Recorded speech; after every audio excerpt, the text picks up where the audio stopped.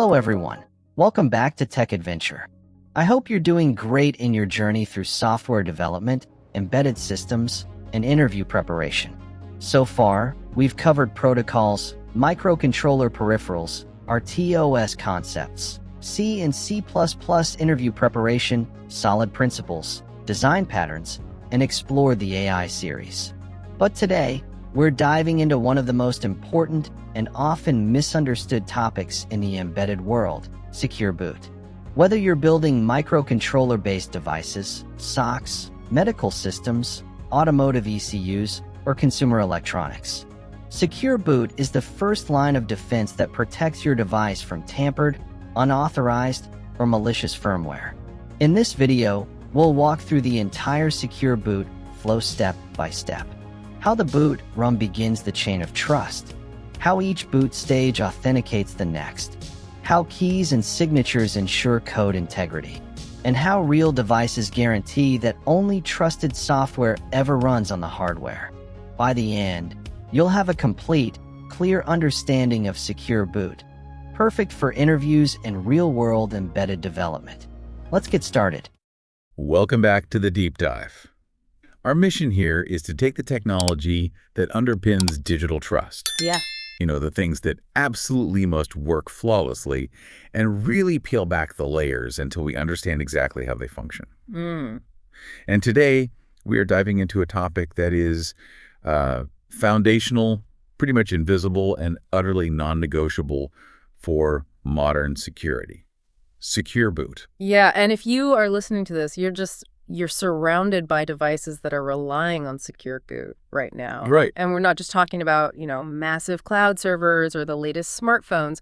We mean nearly every modern connected device, from the tiny controller embedded in a smart thermostat to, say, the management processor in an industrial robot. So it's everywhere. It's what allows them to wake up and say, with cryptographic certainty, I am running exactly the code I was programmed to run and nothing else. I like that analogy. The device is sort of testifying to its own integrity. So at its core, how do we define secure boot for someone who might only know it as like a BIOS setting they occasionally see? Well, secure boot is a mandatory security process. It guarantees a device will only execute software, and that includes firmware, bootloaders, the OS kernel, all of it. The whole stack. The whole stack. It guarantees that software has been explicitly approved and cryptographically signed by a trusted entity. That's usually the device manufacturer. So it's really an architectural defense. It's designed to stop an adversary from tampering with things at the most vulnerable time, right at power on. And our mission today is, I'd say, pretty ambitious. We're diving deep into the source materials, analyzing architectural roadmaps from leaders like Texas Instruments, Microchip, and others to really get the core cryptography, the hardware components, and the step-by-step implementation. Right. We want to move beyond just the textbook definition and see what it looks like in the silicon. Exactly. And everything we discuss is really framed by one crucial question, kind of the holy grail of system security.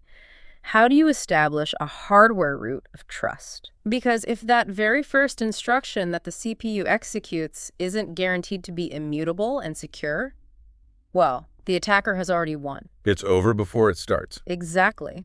That root of trust has to be baked into the silicon, ensuring that no matter what happens later, you have an unquestionable starting point. Okay, let's unpack that. Let's start with those foundational principles. The sources make it really clear. Before you can secure anything, you have to understand your assets. What are we actually trying to protect here? Exactly. Security requirements they're entirely asset-driven. For a device manufacturer, the assets might be their intellectual property, their secret sauce, the proprietary algorithms in the firmware. Right. For you, the user, it's probably your user data, your privacy, maybe access credentials. And in, say, industrial or medical context, the asset is critical function, the ability of the device to just operate reliably without being hijacked. And once we've identified those assets, the methodology, it immediately shifts to what the industry calls defense in depth, a layered approach. Yeah. And secure boot isn't the only layer, but it sounds like it might be the most important one. It is the foundational layer, because if the code running the system isn't trustworthy, any security measures you put on top of that, firewalls, antivirus, access control, they can all be bypassed. You're building on sand, essentially. Totally. If you want a secure system, the absolute non-negotiable requirement is knowing with 100% confidence what software is executing at every single moment, starting from the instant you apply power. Because if an attacker finds even the smallest window, right, the tiniest moment where the device is executing code that hasn't been verified. That's the critical threat vector. We're talking about the pre-boot phase, the moment the CPU first looks for instructions. If a bad actor can swap out that initial bootloader, they own the entire system before the operating system even has a chance to load. So they can inject code, access keys, anything. Anything. They can bypass memory protections, compromise all those assets we just defined. Security has to be architectural. It has to be in the silicon itself from the very first instruction cycle. Let's talk about the real-world mandate for this, because the environment has changed so dramatically. The sources talk about this explosion of connectivity. Oh, it's a complete paradigm shift. I mean, 10 or 15 years ago, only high-end enterprise gear had to worry about this stuff. Now, even the most basic microcontroller and MCU is likely to have Wi-Fi or Bluetooth. Everything is connected. Everything. So the security burden has moved from the server room to, well, every single consumer and industrial product out there. And there's this washing machine anecdote from the sources that just perfectly illustrates why this matters. It moves the risk from, abstract data loss to something physical. Yeah, the washing machine scenario it's terrifyingly real. So you have a mainstream unit, it's on your network. An adversary compromises its firmware. By overriding the low-level motor or valve controls, they could, in theory, cause a malfunction that leads to serious property damage, like flooding your house. Wow. And that shows you the stakes, right? A firmware integrity failure is no longer just a digital problem, it's a physical security and safety problem. So the security designer isn't just protecting against a data breach anymore. They're trying to prevent a house from flooding. Precisely. And this leads to what we call the security designer's dilemma. You have to assume that with enough time, equipment, motivation, and funds, any security can be bypassed. You have to assume the worst case. Always. So you have to be specific about what you're defending and against whom. Is it a remote cyber attack over the network? Or are you protecting against someone who has physical possession of the hardware and is using invasive techniques like literally decapping the chip to look inside? That distinction changes everything because physical possession opens up a whole new world of attacks. It does. But no matter the attacker, the primary goals of secure boot are always the same. The sources really outline 3 core objectives that have to be met. Let's define them clearly. First up, integrity. Integrity. Right. This just ensures that the boot code or firmware has not been modified. It's about confirming the binary image is exactly, byte for byte, what the manufacturer created. No corruption, no malicious code injected. None. Second is authenticity. And that is. That's the proof of origin. It ensures the code comes from a trusted source. And this is all done through cryptographic signing, meaning the code was approved using a private key held only by the legitimate manufacturer. Okay, so integrity and authenticity. And the third overarching objective is what they call the trustworthy start. And that requires the chain of trust.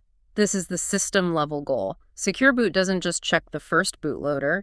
It uses that verified first stage to check the second, and the second checks the third, and so on. It's a cascade. It's an unbroken chain of trust, flowing from that immutable hardware root through all the loaders up to the running OS in your applications. A trustworthy start means that by the time you see your home screen, the device is mathematically proven. Every instruction executed up to that point was authorized. So to get that trustworthy start, we have to talk about that anchor point, the root of trust. Yeah. Where does this physical confidence actually come from? The root of trust, or ROT, is the non-negotiable, immutable starting point that's built right into the silicon. It's the hardware or code that you trust it implicitly by design because it's physically isolated and you can't tamper with it through software. It can't be updated or modified by an attacker. Ever. It has to execute first. And manufacturers are integrating this right into the chip. Yes, in high-performance cells like the AM6X family, these security elements aren't an afterthought. They're fundamental pillars of the design. They achieve the ROT with a dedicated component, often called a security controller. Okay, and this is separate from the main processor. It is. This is a crucial architectural insight. This controller often runs on separate isolated processor cores, maybe dual Cortex-M cores, and it's protected by internal firewalls. This makes sure that processes running on the main application processor, like Linux, can't interfere with the security controller's operations. So this dedicated security controller is where all the secrets are held and where the critical operations happen. What are the components inside this secure little world? Yep, so beyond the dedicated processors, you have 4 key things. First, the secure ROM. This is read-only memory with the very first boot code. This code is burned into the chip during fabrication. It can never be changed. Set in stone. Literally. Yeah. Second, secure RAM, which is for temporary storage during sensitive operations. Third, you've got dedicated crypto hardware accelerators to handle all the complex math quickly. And the fourth component is maybe the most critical one for permanently locking down the device. That would be the one-time programmable memory, or OTP memory. Some call them eFuses. This memory is the permanent ledger for the root of trust. Once you program a bit, it's irreversible. And this is where you store what? This is where the device stores unique IDs, the configuration bits to turn on security, and most critically, the hash of the public verification key. This combination of fixed ROM code and immutable OTP memory ensures only authorized code can ever run. This sounds incredibly locked down, which brings up a practical point to sources stress, the difference between development hardware and production hardware. Most devices start off non-secure. Absolutely. I mean, think about the workflow. Developers need flexibility. They're changing code constantly. A non-secure device just bypasses all these verification steps. It just loads and runs whatever is in Flash. So you don't have to sign every single build while you're debugging. It would be maddeningly unproductive. It's only when the product is finalized, ready for mass production, that you move to that secured state.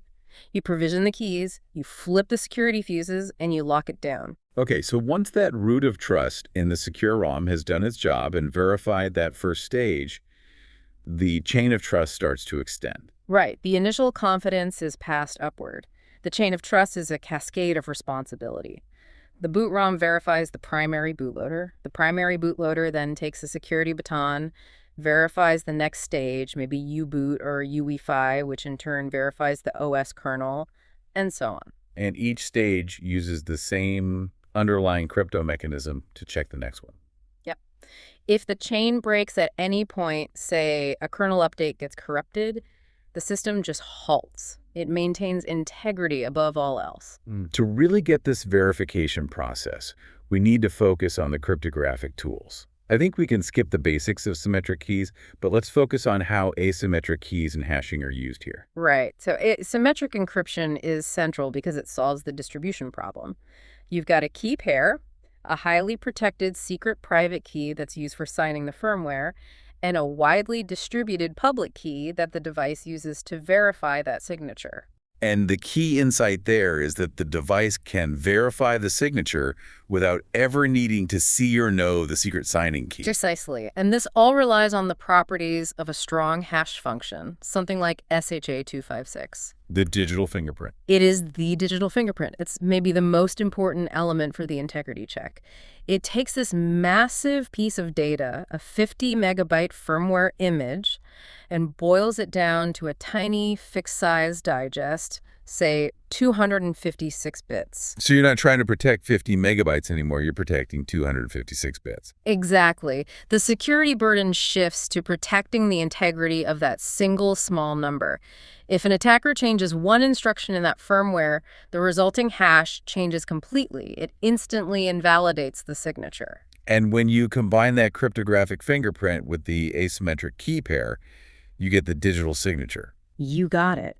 The signature is just the hash of the image, encrypted using the manufacturer's secret private key. And when you package that signature with the original firmware and some metadata, you get the certificate. That certificate is the complete package. It proves what the code is via the hash and who approved it via the signature. You mentioned the full public key is in the certificate, but earlier you said the device only stores the hash of the public key in its OTP memory. Why the extra step? That's a great question. It highlights a real security subtlety. OTP memory is tiny. It only has space for a few key hashes, so we store the hash of the public key, not the key itself. The device's ROM code reads the full public key from the external flash where the certificate is, hashes it on the fly, and then checks if that resulting hash matches the immutable hash it has stored in OTP. So it's a way of confirming the authenticity of the verification key before you even trust it to do any work. Exactly. But this whole operation, even with all the hardware support, it all depends on protecting that one thing, the secret signing key. This is the linchpin. It is the linchpin. If your key management is sloppy, all the complexity and all the expense of that hardware root of trust is worthless. If an attacker gets that private key, they can sign any malicious code. And your device, because it trusts that key, will just dutifully load and execute it. So all the security layers just vanish. They do. The human element of key management is where most secure boot failures really originate. Okay, let's move from theory to practice. The implementation phase. We've got our debug software. We know the key is the most critical asset. So where do companies go wrong, and what are the mandated best practices for generating and protecting that key? Well, the best practice mandates that the asymmetric key pair must be generated and protected inside a dedicated hardware security module, an HSM. You just cannot trust software methods for production keys. The HSM, you called it the digital safe, but I think we need more detail on why it's so indispensable. An HSM is purpose-built for key lifecycle management. It's a tamper-resistant device. It's certified to strict standards like FIPS 140-2, which dictates its physical and operational security. The private key is born inside the HSM, and it should ideally never, ever leave it. So how do you sign anything? When an engineer needs to sign firmware, they send the image hash to the HSM. The HSM signs the hash internally and sends just the signature back out. The private key never sees the light of day. It's like a cryptography that will never give up its secrets. So what happens if a company ignores this and just uses, I don't know, OpenSSL on a developer's laptop? That is a massive vulnerability. If that development machine gets compromised, the attacker gets the master key. They can sign any firmware they want. You instantly lose control over your entire device suite. And HSM prevents this by enforcing physical and procedural controls. Multi-factor authentication, segregated access, audited logging, just to initiate a signing operation. Okay. Once we had the key protected, we moved to signing and provisioning. Can you walk us through the step-by-step process of authorizing that first boot image? Sure. Step 1 in the signing process. You hash the finalized, debugged bootloader image.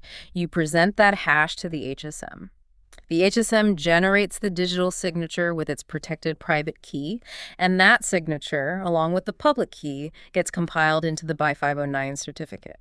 So now we have our original bootloader image and the certificate that proves it's authentic. Where do these go? They get written to the external flash, memory, SPI, NAND, whatever the device uses. But that's just storing the code. The non-reversible definitive provisioning phase is next. The moment of commitment, where we lock down the hardware for good. Right. And there are 3 critical non-reversible substeps here. First is physical provisioning. You write the bootloader image and its certificate to the flash. Second, and this is the crucial step for the root of trust, is key provisioning. You take the hash of the public key and burn it into the device's OTP memory or eFuses. Exactly. By burning that hash into the OTP, you are telling the immutable ROM code, this is the one true key hash you must trust forever. You're creating this undeniable permanent link between that piece of hardware and the manufacturer's cryptographic identity. You are, and this is why key hierarchy and protection are so critical. If you burn the wrong key hash, you might permanently brick your entire production run or permanently link them to a compromised key. And the third step, after the hash is burned, you turn on security. This is usually done by setting one final eFuse bit, which locks a device into secure mode. Once this bit is flipped, that immutable wrong code is permanently activated. It will now only execute the verification routine, and it will never load code unless all the cryptographic checks pass against that immutably stored public key hash. And it's permanent. No going back. It's designed to be permanent and irreversible. It stops an attacker from ever switching the device back into an insecure development mode. Okay, setup is complete. The device is locked down. Now let's walk through the real-time execution. A secure device powers on. The immutable ROM bootloader wakes up. How does it manage that three-step cryptographic dance to verify the code in the external flash? This is where that chain of trust really begins, and it's all orchestrated by that tiny protected piece of ROM code. It needs to execute this routine in milliseconds, using minimal power to guarantee integrity before it does anything else. So step one, the device needs to validate the public key it's about to use. Right. The device knows it needs a public key. It reads the full public key from the certificate stored in the external flash. The immediate security check happens right there. The ROM calculates a hash of that public key it just read. And compares it to what? It compares that new hash against the original public key hash that's stored immutably in the OTP memory. If they don't match, the boot stops.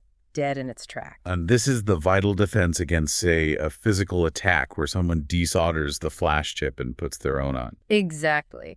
An attacker could replace the flash with their own code and their own public key, but unless they can rewrite the OTP fuses, which is incredibly difficult, that new public key will never match the hash that's burned into the silicon. So if that check passes, the device now trusts the key. What's step two? Step two is to validate the certificate itself. The device takes the public key, which it has just verified against the OTP hash, and uses it to decrypt the digital signature that's also in the certificate. And the result of that decryption should be what? It should be the original hash of the firmware image, the one that the HSM computed during the signing phase. If the decryption works and yields a valid hash, the certificate is deemed authentic. It means the entire block of metadata, the signature, the timestamps, everything, was indeed created by the holder of the trusted private key. Okay, so at this point, the device trusts the key and it trusts the certificate. But it hasn't actually checked the firmware itself yet, right? Only the hash that was recorded about the firmware. That's the critical distinction. Step three is to validate the image. The ROM bootloader uses a hardware accelerator to compute a hash of the actual bootloader image stored in the external flash, byte by byte. This is the real-time check. And then it compares that newly computed hash against the known good image hash it just pulled out of the validated certificate. If the hashes match, the proof is complete. The device now has mathematical confidence that the code in Flash is authorized, it hasn't been changed, and it is exactly what the manufacturer intended. The bootloader then jumps execution to the verified code, and the chain of trust continues. And if any of those hashes fail? If any hash fails, the key hash, the certificate hash, or the image hash, the device enters a secure fault state. It halts execution immediately to protect the system's assets. That three-step process is incredibly comprehensive. But security doesn't stop there. The sources detail several advanced security features built on top of this, starting with anti-rollback protection. Why is it so important to prevent older firmware versions from running? Anti-rollback is essential because even if an attacker can't sign new malicious firmware, they might be able to get their hands on an old, legitimate version of your firmware, one that contains a known, published vulnerability. So they could force a downgrade to an old, vulnerable version and then exploit it. Exactly. So to prevent this, the hardware uses a secure monotonic counter. It's usually stored in protected memory like an eFuse or a TPM. This counter records the highest firmware version number ever successfully installed. So when a new image is presented? The bootloader checks the version number in the certificate. If that version is less than or equal to the recorded counter, the image is automatically rejected, even if the signature is perfectly valid. The counter is monotonic because it only ever increases. You can never roll back the security baseline. That's a crucial layer. Another feature mentioned is confidentiality through encryption. Why would you need to encrypt the firmware if secure boot already guarantees integrity and authenticity? Integrity is about who wrote it and did it change. Confidentiality is about secrecy. It's about protecting the intellectual property of the firmware itself. If you're worried about competitors or attackers physically reading your flash memory to reverse engineer your secret sauce, you encrypt the firmware image. And how is that decryption handled securely? The image is only decrypted after its signature is verified. The symmetric decryption key isn't stored in open flash. It's kept inside a hardware-backed key store or a secure element. The verified bootloader uses a secure function to retrieve this key, decrypt the firmware into a secure RAM buffer, and then execute it from that protected memory space. So the firmware is only ever in plain text inside the processor's secure boundary. It's never exposed externally. Never. So as we've established, the resources available on a chip dramatically impact how robust secure boot can be. We need to explore the difference between implementing this on, say, a simple MCU versus a powerful SoC. Yeah, the disparity is immense, and it's all driven by the core architecture. A typical MCU, like a low-power Cortex-M, has very limited RAM, no memory management unit, and a simple boot chain. ROM to bootloader to application. So security on an MCU relies pretty heavily on what the vendor has baked into that tiny ROM code and the eFuses. It does, and the constraints often involve processing speed and key size. For instance, large RSA keys are often just too slow to verify on a small MCU. That's why embedded systems really favor elliptic curve cryptography, or ECC. It offers equivalent security with smaller keys and much faster verification times. That's the most critical step on an MCU. Crucially, security relies on the ability to permanently disable debug interfaces like JTAG or SWD. If JTAG is left open, an attacker can just bypass the whole boot flow and dump memory. The sources use this great contrasting example of a simple appliance versus a hardware crypto wallet, even if they're built on similar MCUs. Yeah, it illustrates the point perfectly. The security implementation has to match the threat model. The crypto wallet, with its high monetary risk and exposure to physical attack, is going to need every single security feature enabled. Anti-tamper sensors, full eFuse burning, JTAG disabled. While a simple appliance might only need basic integrity checks. Exactly, because the cost of failure is much, much lower. Okay, now let's jump to the high-performance SoC environment. This is a totally different class of system, often running a full OS. Right. So SoCs, especially those for networking, automotive, or server control, like that Dell PowerEdge BMC example, they have abundant resources. MMUs, multi-core systems, and highly complex multi-stage boot chains. ROM to SPL to U-boot to kernel. It's a long chain. And they have powerful security zones, like ARM TrustZone. How does that enhance secure boot? It elevates the security posture significantly. TrustZone creates a secure world that runs alongside the normal world where the OS lives. The root of trust is often executed inside that secure world, and TrustZone ensures that crypto keys and sensitive operations stay completely isolated from the potentially compromised OS. And this enables more sophisticated features. It does. Things like UEFI Secure Boot, which is standard in modern computing. It manages entire key databases and signature verification at the firmware level before the OS even boots. The challenge here is complexity. More steps mean more potential points of failure. Speaking of complexity, let's contrast two concepts that are critical in these advanced systems. Verified boot versus measured boot. We've mostly been talking about verified boot so far. We have, and verified boot is binary. If the signature is bad, the system refuses to boot. It guarantees integrity before execution. Okay. Measured boot, on the other hand, is about providing a verifiable, secure record of execution. It doesn't necessarily stop the boot process, but it computes a cryptographic hash measurement of every single piece of executable code from the ROM all the way up to the kernel modules, and it stores these measurements in a tamper-evident log. And where is this secure log stored? It's typically stored inside a TPM, a trusted platform module, specifically in its platform configuration registers, or PCRs. You can think of PCRs as digital odometers that can only be extended by new hashes. You can never delete or alter a past measurement without it being detected. And this capability, this recording of the execution state, enables the ultimate security mechanism for connected fleets, remote attestation. Remote attestation is where system security moves beyond just the device itself. A remote server, a cloud service, an IoT platform can challenge the device. The device responds by cryptographically signing the current state of its PCRs, proving to the server exactly what boot sequence ran. So the cloud service can verify that hash chain against what it knows is a good version. Right. If the measurement doesn't match the expected values, the server knows the device is running compromised firmware, and it can refuse network access or refuse to deploy sensitive data to it. It's absolutely essential for ensuring compliance across large deployments. Let's shift focus to a really specific architectural vulnerability that needed its own dedicated hardware solution.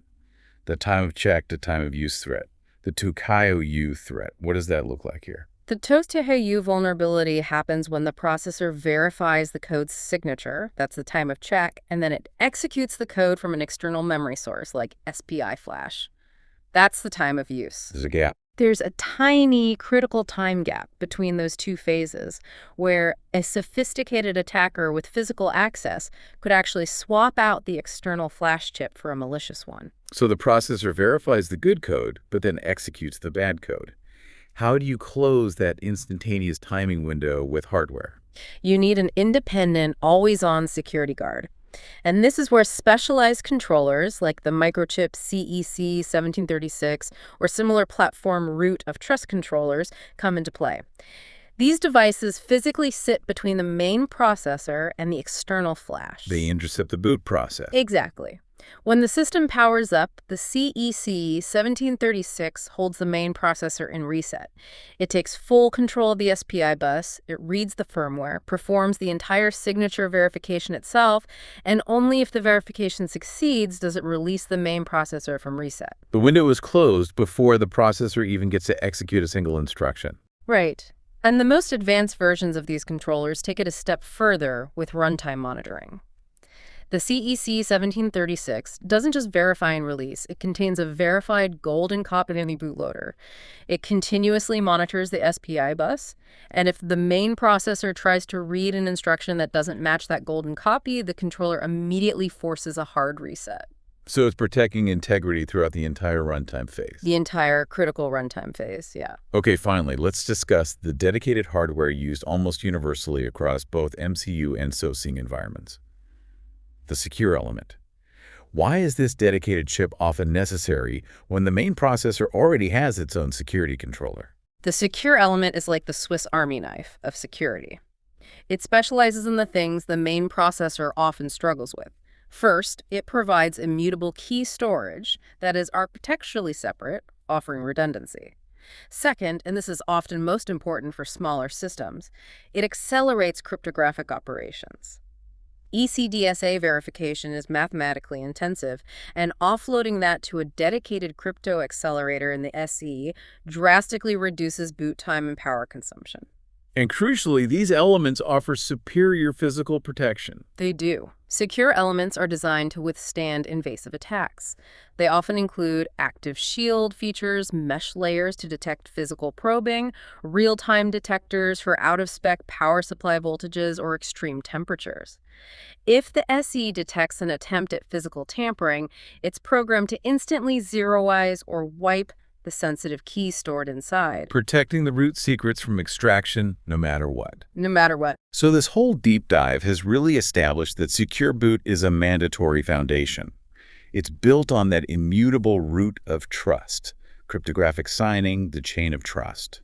But let's circle back to the operational reality. We keep emphasizing the same risk.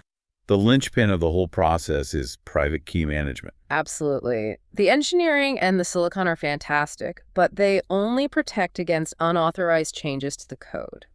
If an authorized party, a compromised employee, an attacker who steals credentials, even just sloppy procedure, uses the legitimate private key to sign malicious code, the hardware root of trust will just accept it. It'll accept it without question. Your hardware is now an attacker-signed Trojan horse. If you are sloppy with private keys, you have, effectively, zero security. So the security challenge really moves from a purely technical problem into a governance and procedural challenge. It's about securing the supply chain, the corporate environment around the silicon. That's where implementation best practices dictate a robust key hierarchy. You don't sign every piece of firmware with the master root key whose hash is burned into the silicon. Instead, that root key signs an intermediate certificate authority key. Wow. That CA key then signs the operational firmware signing keys. Why the complexity? Why use these intermediate keys? It gives you flexibility and a path for recovery. If an attacker compromises a daily operational signing key, you don't have to panic about your entire installed base. You just use the intermediate CA key to issue a revocation for the compromised key and then issue a new one. It limits the damage radius. It does, and it ensures that the critical immutable root key stays locked away, often never used outside of that initial manufacturing process. And before any manufacturer commits to this, they have to plan for failure. What happens if the secure boot mechanism itself fails? Planning the recovery path before enabling security is the most vital practical step for any developer. Secure boot is a harsh mistress. If a signature check fails during an over-the-air update, or if a bug causes a hash mismatch, the device will just stop booting. Without a recovery path, it's a permanent brick. So what are the common recovery paths that have to be engineered in?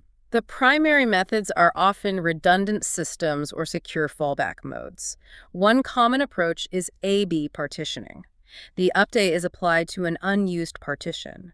If the validation fails on reboot, the device automatically rolls back and boots from the known good partition. And the other method? Another is a highly restricted ROM recovery mode, often accessible only via a physical secure connection. This mode will only accept a very stripped-down, cryptographically signed recovery image, allowing the manufacturer to fix the system without compromising its security. Let's close with that provocative thought that pushes this beyond engineering and into the realm of high-stakes corporate governance, especially in regulated industries, medical devices, finance, that kind of thing. In those industries, the stakes are so high that security isn't judged just by technical competence, but by auditability and traceability. It's not enough that secure boot works. You have to prove to regulators that your signing keys are protected in FIPS-certified HSMs, that the access logs for the HSM are immutable, that the change control process for authorizing new firmware is rigorous, and that the entire audit trail is traceable. This moves the security challenge into corporate policy. The system has to maintain cryptographic proof, not just of the code's integrity, but of the integrity of the manufacturing and release process itself. Exactly. And this forces us to confront the biggest future challenge. Given that our ultimate root key hash is burned into permanent silicon, how do we design key rotation and revocation policies today that are robust enough to handle unexpected key compromises or geopolitical changes 10 or even 20 years down the line? Wow. This longevity planning and governance are the true complexity of maintaining digital trust across billions of embedded devices. That brings home just how high the stakes are for that tiny immutable code block in the silicon. It's not just security, it's an assurance of long-term operational integrity and trust. It is. And understanding that whole chain from the hardware root to the software implementation and, crucially, to the key management process is essential for anyone building or deploying modern connected systems. Thank you for joining us on this deep dive into the foundational architecture of Secure Boot.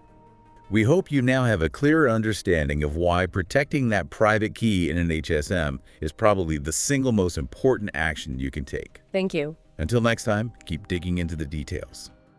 Thank you for watching. Please like, share, and subscribe to our channel for more exciting updates. Your support motivates us to create valuable content. Share your feedback or topic requests in the comments. See you in the next deep dive learning or interview session.